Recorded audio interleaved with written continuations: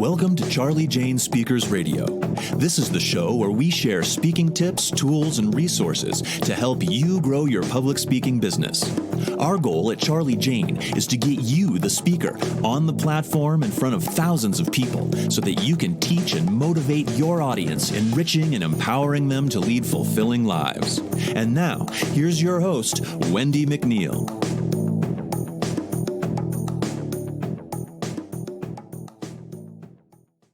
Hi there, it's Wendi McNeil with Charli Jane Speakers with another podcast. And happy holidays to all my listeners. Can you believe in just a short couple days it is going to be 2020? That sounds absolutely crazy. This year has gone so fast. This podcast today is called Key Strategies for Following Up on Testimonials, because we all know that testimonials are a very powerful marketing tool, and we all need them to help grow our business, help grow our speaking platform. So today I'm going to talk about key strategies for following up on testimonials. But first, I want to invite you guys over to our free Facebook group. It is an awesome group of very fun, caring, talented speakers that are all willing to help each other out, from just beginner speakers to experienced speakers. So I welcome you over there, and you can get over there by going to speakingbizcommunity.com, speakingbizcommunity.com, or you'll find us over on Facebook at Grow Your Speaking Biz. Now, something new I'm going to start doing just kind of off and on, and going through the year 2020. I'm going to be doing a series of Q&A, and I'm going to be taking cues from our own Charli Jane Speaker members. And the best way for other speakers to learn and grow their business is to hear from other speakers, right? Who have been in the trenches, they have failed, they've succeeded. You'll see my tips and advice, and also input from professional public speakers who are making things happen, okay? And they're doing very well in the industry. So for this podcast today, as I mentioned, key strategies for following up on testimonials. Member Marietta, that would be a member of the Charli Jane Speakers Club, asked this question. She said, "Hey everyone, question for you. I followed up regarding a testimony for a recent speaking engagement since I received no response from the organizer. I offered to start a draft for the person and she agreed. Do you have any tips on what I should write? I'm thinking I just need them to say they found my workshop maybe valuable and receive positive feedback out of it from their audience. At this point, I am writing the testimony draft on the behalf of the organizer for her to approve/edit. How does something like this sound? The feedback received about the workshop Marietta presented was amazing. She was easy to work with and shared a lot of insight that the audience was able to take away with them. If you're looking for an energetic and engaging speaker at your next event, I would highly recommend Marietta." Well, Marietta, my answer to her, I said, awesome. All right. It's great that they let you write the draft. And the best advice that I could give was just to keep it really short. Keep it sweet and powerful. All right. Long testimonials won't really get read. And, the best parts could be at the very end. So short is always best. We had another member, Alfred. He said, "A large percentage of my testimonials were written by me.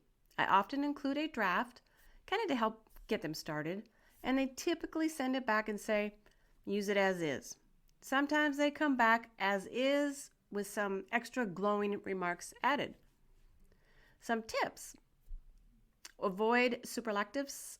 Don't say that you were the best unless you heard the meeting planner say that directly to you already. Better to tone it down a notch. Your audience is other meeting planners, right? Not other audience members. So stress the things that meeting planners care about, like communication, preparation, professionalism, flexibility, value, and reliability. Stories are effective, but keep it short. She was great and had good rapport. Sounds pretty run-of-the-mill. Even though it was the first session right after lunch, she had the audience on their feet and laughing as they worked through her people puzzle exercise. That tells a story and is more interesting. We had another member, Donnie. He said, I agree with Wendi. It's great to send a draft, but keep it short and show you met their needs. We also had another member come back and say, may I piggyback on this question? I recently spoke at an event several months back, and I didn't ask for any recommendations right away. I normally do through LinkedIn, as I was rebranding and I wanted the recommendation on my new brand and company. Then I got busy and I forgot. Is it too late to ask for one now? It's been 8 months. And if it isn't, can I offer to draft something for them right off the bat? Or do you wait for them to ask that? I have found several people that feel they aren't really good with words and drag their feet on doing it. My answer to her, I would simply just give it a try, right? You have nothing to lose except them telling you no, which is not likely.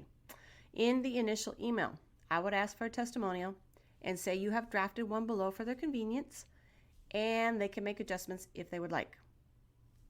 And I continue to tell her, many people, they really can't find the right words, or they don't want to take the time and think about what they should say.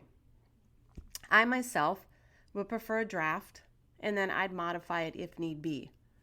You should also follow up on that email if you don't hear back in a week. So set a reminder and follow up. I say go for it. If I need a testimonial, I would just ask. If I myself needed a testimonial, I just ask. I say, if you have a few minutes and you were happy with our service or our product, I would love a short testimonial. Thank you in advance. Pretty plain and simple, but it works for Charli Jane's speakers testimonials that we need.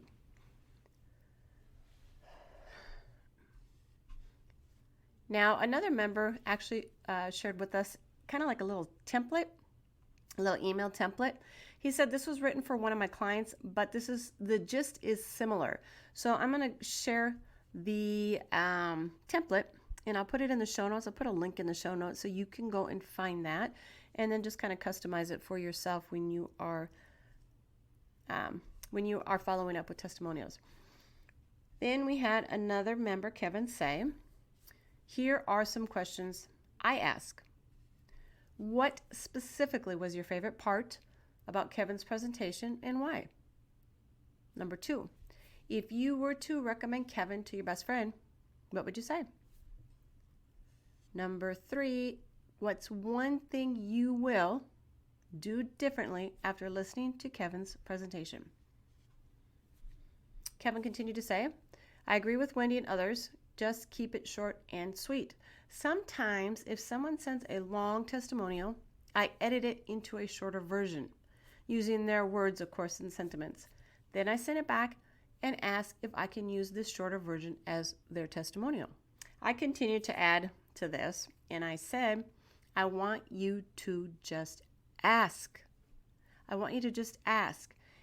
It's either a quick yes, a quick no, or crickets, right? And you have a plan to follow up on the crickets.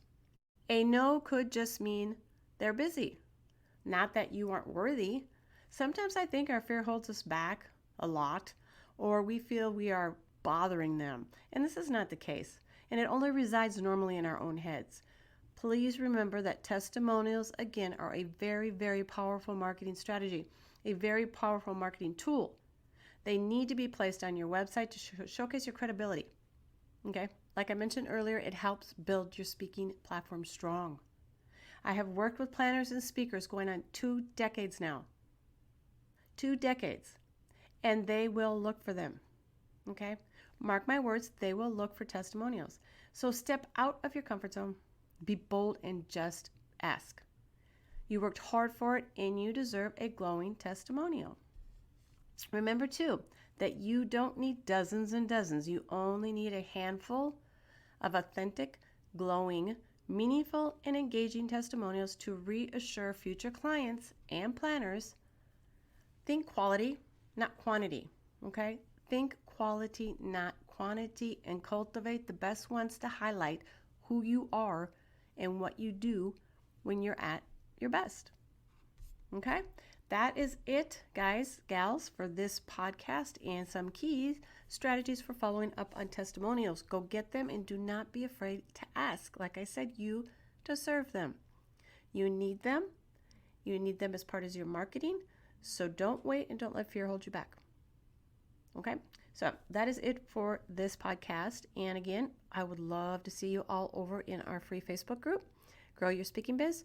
Quickest way to get there is to go to speakingbizcommunity.com, speakingbizcommunity.com, and I will see you guys over there. One more thing. If you have a few minutes, I would love a quick review if you enjoyed this podcast, and please do share it with your friends and colleagues. So that is it, everyone.